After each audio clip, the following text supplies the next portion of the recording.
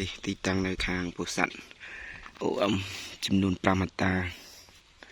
អាយុកាលស្រូវនេះគឺបានមួយសប្តាហ៍ជាយើងចាប់ដើមចុះមកបានបង្ហាញនៅ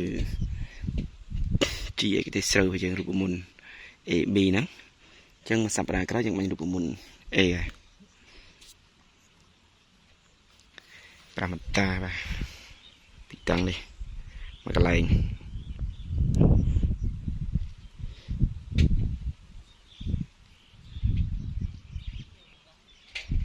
យើងតាមដានទាំងអស់គ្នានៅវគ្គបន្តទៀតបាទអញ្ចឹងវីដេអូនេះយើងធ្វើតែ1នាទីអញ្ចឹងទេសម្រាប់ពុកម៉ែបងប្អូនយើង